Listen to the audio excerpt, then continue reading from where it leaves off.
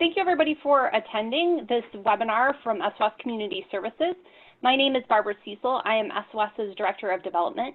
Our Executive Director, Rhonda Weathers, is going to give a brief presentation about some of the new needs we're seeing since the pandemic started, the things we're getting underway to help people during this time, and ways other people can help.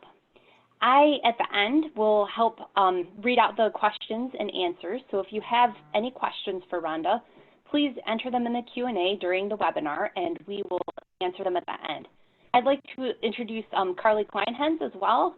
Hi, Carly. Hello, I'm Carly Kleinhens, the Development Associate at SOS. We're going to go live on Facebook here as well. So if people have questions there, they can type them in and we'll circle back at the end of the webinar. Okay, thanks, Carly. That's great. Why don't you go ahead and get started, Rhonda, and we'll monitor the questions and answer them at the end. Sounds wonderful. I want to thank everybody for joining us today.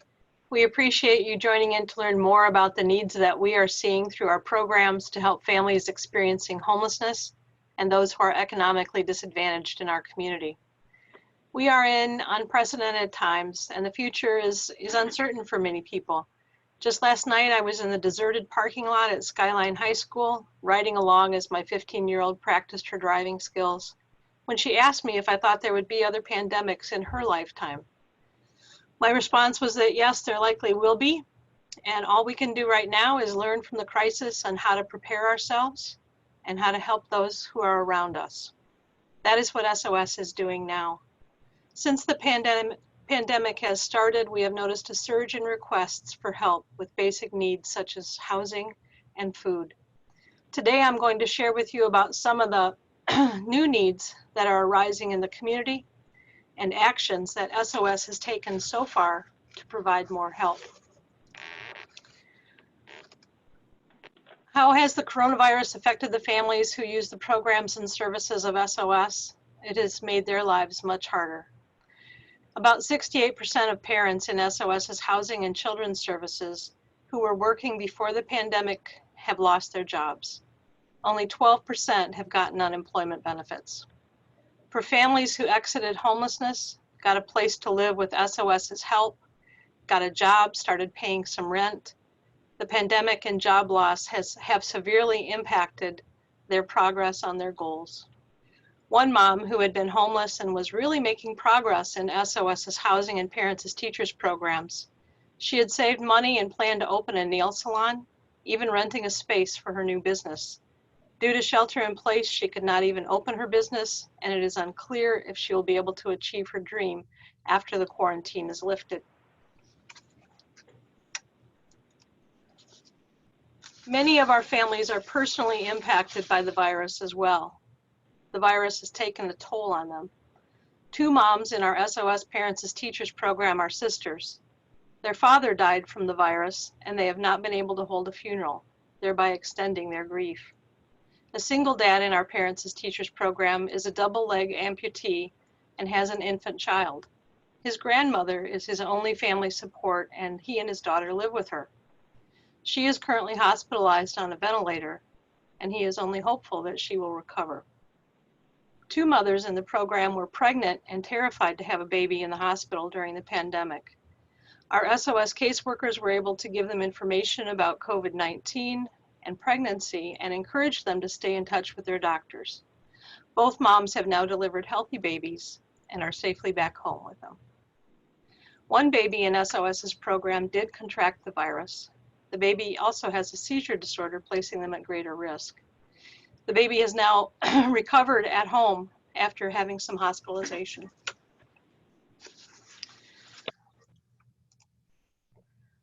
You know, we've seen some new needs since the pandemic started.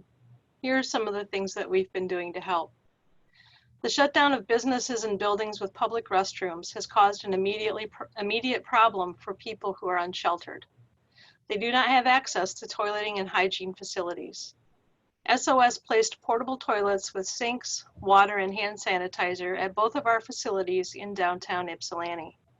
It was one of the first things we did in March when shelter in place started. Hand washing is key, of course, to preventing the spread of the virus. People are using these hygiene stations every day and are grateful for them. They are cleaned weekly and the entire unit is exchanged monthly so that disinfection can occur.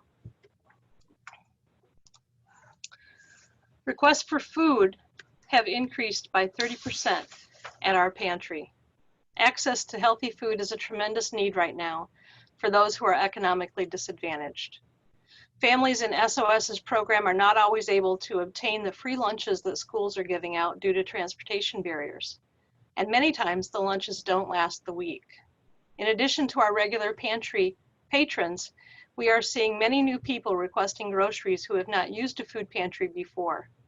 We anticipate that this need will continue to grow throughout the summer as summer children's programming is canceled and unemployment continues to rise. Anyone in need of food can get free groceries on Tuesday afternoons from 1 p.m. to 6:30 p.m. and Wednesday mornings from 9 a.m. to 1 p.m. at our 114 North River Street location in Ypsilanti. No appointments are necessary and there is no paperwork to fill out. Please spread the word. No one need go hungry, thanks in part to our wonderful partnership with food gatherers. We are taking precautions in our food pantry and to prevent the spread of the virus. Staff and volunteers are wearing masks, people line up 6 feet apart, and groceries are being pre-bagged to minimize the number of touches that occur. Another big part of our programming is housing. And these are photos of SOS's new shelter. SOS master leases single-family homes in Ypsilanti to provide shelter to larger families and to multi-generational families. We also offer rapid rehousing for families exiting homelessness. Rapid rehousing includes rental assistance for about 9 to 12 months, in addition to case management services. Since most families who have been paying part of their rent lost work and income, SOS has paid full rents for all families in our housing program in April and May, and will do so in June depending on the needs of the family. Caseworkers now use video conferencing to meet with families and do intakes. Caseworkers make sure that families have internet and phone so that they can do virtual meetings and access educational resources for children who are home from school. Comcast and AT&T are offering free internet during the pandemic, and our caseworkers are busy making sure that families have that service. Technology helps families connect with loved ones and break up the isolation. It also gives them access to those valuable resources for keeping children engaged while school is not being held in person, and will also keep them engaged throughout the summer. Caseworkers are doing porch drop-offs of cleaning supplies, food, and diapers as families need them. Families are challenged to find furnishings and household goods with many thrift stores being closed. Our caseworkers, I should say, are attempting to source those materials as families need them. The SOS Parents as Teachers program is a nationally recognized program which traditionally provides in-home parenting education and support to families with children under the age of 6. During the quarantine, parent educators are conducting virtual home visits via video conferencing. During this pandemic, families and parents as teachers have many of the same challenges as families in our housing programs. Resources provided by the parent educators include porch drop-offs of food and diapers, as well as information about where to get more food, what to do if you have no baby wipes, and educational and enrichment activities for children who are not at school. Other resources have included information about toilet training, tantrums, mindfulness, and a virtual financial class about how to use your stimulus dollars effectively. Parent educators have provided information on how to get the stimulus and check if you did not file your taxes. They also emphasize to parents that they have to file taxes every year. Parent educators have also connected some parents with virtual therapy sessions. For parents with histories of anxiety or depression, isolation can be really challenging. Parents have found virtual counseling to be very helpful. What will happen next? Well, things are uncertain. None of us have ever lived through a pandemic before, but here are the things that we anticipate happening in the months ahead. When the economy reopens, job opportunities may be scarce for people in SOS's programs. As utility bills and rents come due again, they will need a lot of help to keep their housing, their electricity, and other basic needs met.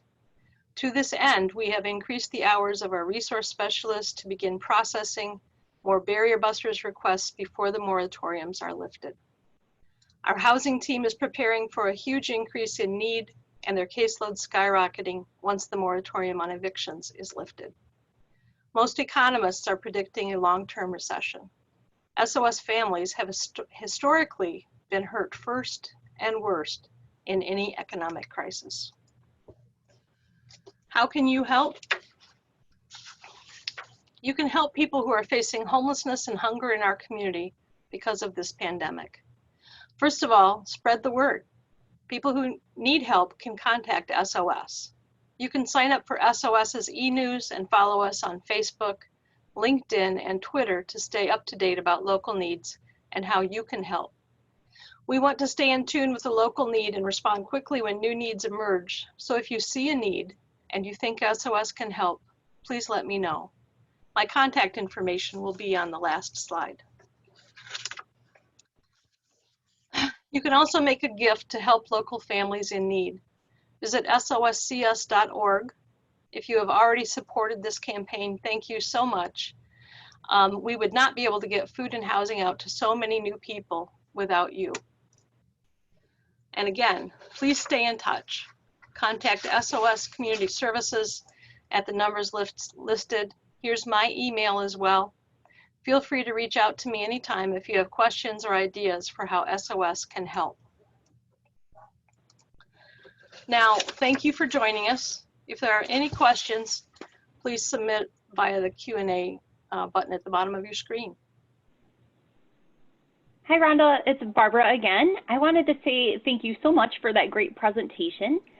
We do have a couple of questions and comments. We have Wendy Fornoff has joined us, and she says, hi, Rhonda. Hi, Wendy. Wendy, yeah. So thanks for joining, Wendy. We also have a question from Chuck Kiefer, and he is wondering if we have can you use additional community volunteers for help with food distribution at SOS or in distributing aid directly to families and homes? Yes, we can. Actually, we've had a decrease in our volunteers because many of our volunteers are in highly vulnerable groups. And so we've been actually shifting our resource specialist over into the food program to help meet the need for volunteers over there. So we are accepting new volunteers into our food distribution program. We are also going to be receiving a wonderful donation from Toyota in the form of a new minivan next week, and we've actually started discussions about how to do some deliveries of groceries to those who cannot make it into our programs. So yeah, we're going to need volunteers. Thanks for that, Rhonda. We also wanted to mention that Susan Beckett, who's joined us today, thank you for joining, Susan, had reached out earlier this week with some questions related to accessing services. For example, Susan asked, why should people, or who should people contact to get their bridge cards and SNAP benefits reactivated? And she had several other questions in that vein. I wanted to encourage Susan and anybody else on the call who is looking to access services of that sort to call SOS's Resource Navigator. The phone number for SOS's Resource Navigator is 734-484-5411. So thank you, Susan, for those questions. We have Kathy Wyatt, and she is saying, thank you, Rhonda and SOS. Hi, Kathy. Thank you for all that you're doing. And then we have Wendy Fornoff again saying, thank you for doing such fantastic work in addition to making donations on your website. Is there any opportunity for being matched up with an individual family? Could you repeat that question, Barbara? Sure. Wendy is asking, saying, thank you for doing such fantastic work in addition to making donations on your website. Is there an opportunity for being matched up with an individual family? You know, we're just in the preliminary stages of talking about matching up volunteers with families through our Parents as Teachers program so that volunteers can come on and virtually read a book for folks. So stay tuned to hear more about those volunteer opportunities. Thanks, Wendy. And our website does also list on items that all of our families commonly need. So you can adopt an apartment, for example, by buying housewares for a kitchen or a bathroom. And those are just common needs that families always have. Patty Andreski is asking, how do we volunteer to help? You call our volunteer coordinator, and that number, let me look on my little list here, is 734-484-9945. Our volunteer coordinator's name is Tracy Anderson, and she'll get back with you about becoming a volunteer at SOS. You can also email volunteer@soscs.org to inquire about volunteering if that's easier than phoning. So thank you for that question, Patty. Moonson is asking or stating that he appreciates all the work SOS has done screening households for emergency assistance. Thank you, Moonson. We really appreciate all the work you're doing over at OCED. And thank you for attending today. We have Judith Cawhorn on the call, and she says, greetings, Rhonda and Barbara. What is the current situation in regard to student interns? And also that she liked our video earlier this week about the food pantry. You can check out that video on SOS's Facebook page if you're interested in checking it out. Rhonda, did you want to speak about interns? Sure. We're currently not working with any student interns, not because of our policy, but because of the university's policies. The universities pretty universally have said that students cannot go into the field at this time. So as soon as they're able to do that through the university, we would love to have them back. Thank you. Amy Myers has joined the call. Hi, Amy. Amy is saying, thanks, Rhonda and SOS. Is SOS or is anyone else providing your families with tech and internet access in order to facilitate families' ability to connect with SOS, children's schools, and other resources?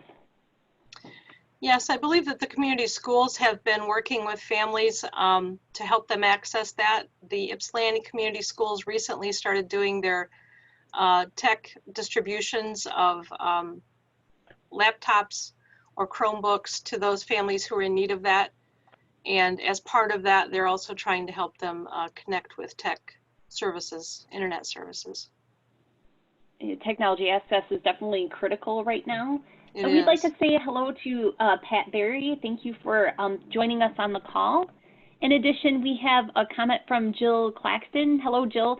Would you rather have food and diapers and wipes brought to SOS or just donate money to use as needed? And she says, thanks for all you do at SOS. Thank you, Jill. That's a great question. We are always in need of food and diapers and wipes brought directly to our building, but we've been trying to minimize contact with in-kind donations due to trying to stop the spread of the virus. So at this time, we are preferring that donations be made to the agency, and then we can order the supplies as needed and have them directly shipped to us. It's a little easier to manage the contacts. So yeah, thank you, Jill, for joining the call and that question. We're gonna give a few more minutes to see if anybody else has any questions. Carly, if you see any questions or comments that weren't answered, can you let us know? I do see one question from Pat Berry. Did you get to that one? Oh, here we are. Yes, thank you. Thank you, Pat. Should we assume food isn't needed because of food gatherers? You know, Food Gatherers is a wonderful partner for us. The reality is right now they're having a little difficulty with their supply chain. And so we will accept donations of food to augment what we are able to get from them. But they hope to have their supply chain issues resolved in the next week or so. Yeah, it's definitely, the pandemic is posing a lot of challenges for meeting needs like food right now. And if you are interested in donating food, you can find a list of the most needed food items on SOS's website. So thank you for that question, Pat. We'll give another minute or two to see if any other questions come up. We really appreciate the interest and an enthusiastic discussion. Thank you, everybody, for attending and for messaging your questions. And while we have a pause, I'd like to just send a shout out to all of our incredible staff who've, we haven't missed a beat through this pandemic thus far, and it's because our staff have just been so dedicated and really reaching out to take care of the families that are in our programs and to take care of those who are in the community and in need of additional support at this time. So wonderful job to the SOS staff. And I just wanted to share, Kathy Wyatt is sharing a resource. Thank you, Kathy. She says Ypsilanti Community Schools is helping with internet access. Unfortunately, not everyone has access. Let's keep the issue of internet access part of the conversation as we move forward in a new normal. Oh, an excellent point, Kathy. Thank you for emphasizing it. Very good point, Kathy. We have Hannah. Hannah, hello. As the receptionist on the food pantry on Tuesdays, I have the pleasure of working with the customers firsthand. Thank you, Hannah, so much for volunteering. One of our regular Tuesday customers is a mother who had a premature baby, and the doctor has advised her that she not join the public in order to keep the child safe. When the quarantine first began, we were not able to drop off food. Are we able to do so now? Dropping off food at our food pantry? Was that the question? Yeah, I think Hannah was wondering if there's a resource that could bring food to this mother who has a new baby whose doctor has advised her to avoid going out in order to keep the baby from being exposed to the coronavirus. This is a fantastic question and definitely emphasizes the sort of gaps that people are facing in accessing services. So we do have caseworkers dropping off food to families in SOS's housing and parents as teachers programs. And I can follow up with Hannah and Tracy about this particular mother because we certainly would want her to be able to get the food bags that we're giving out every week.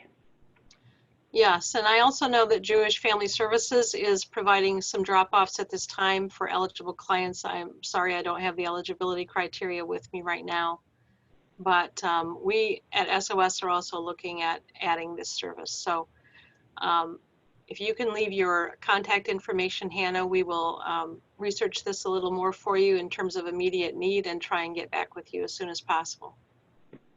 Yeah, thank you, Hannah.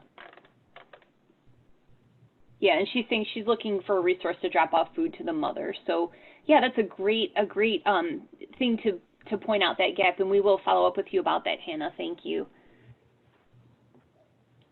Is there anybody else who had questions or thoughts to share? I am seeing a comment from Melissa, who has been volunteering on Tuesdays. So thank you for volunteering, Melissa. And she's expressed interest in in delivering food and supplies if we do go that route in the future. Wonderful. Volunteers are so critical, especially to our food pantry. We only have a half-time position dedicated to that program, and all of the rest of the work and service delivery is really accomplished through the use of volunteers. So I can't thank you all enough.